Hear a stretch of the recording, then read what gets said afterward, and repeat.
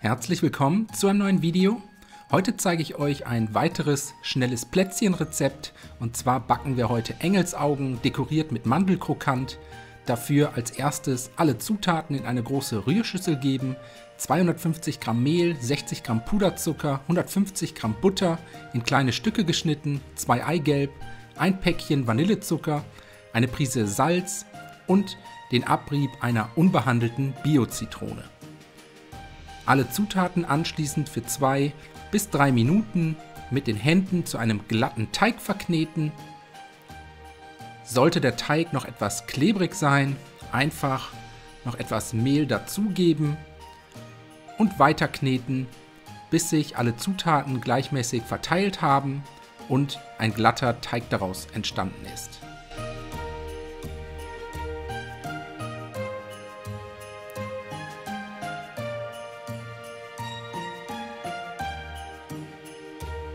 Den Teig können wir anschließend sofort weiterverarbeiten, dafür ein großes Backblech mit Backpapier auslegen, jetzt etwas Teig zwischen den Händen zu einer Kugel formen und dann mit etwas Abstand zu den anderen Teigkugeln aufs Backblech setzen.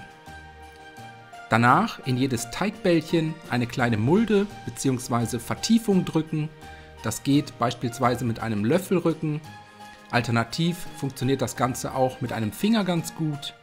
Und wenn das erledigt ist, die rote Marmelade in die Vertiefungen geben, jeweils einen Viertel Teelöffel. Und danach alle Kekse noch mit etwas Mandelkrokant dekorieren. Dafür das übrig gebliebene Eiweiß kurz mit einer Gabel verquirlen, alle Kekse rundherum mit Eiweiß einstreichen und den Rand der Kekse danach mit Mandelkrokant bestreuen.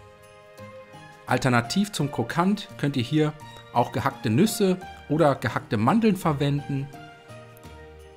So kommt das Backblech dann in den vorgeheizten Backofen bei 180 Grad Ober- und Unterhitze für etwa 12 bis 15 Minuten, so lange bis die Engelsaugen eine schöne goldgelbe Farbe angenommen haben.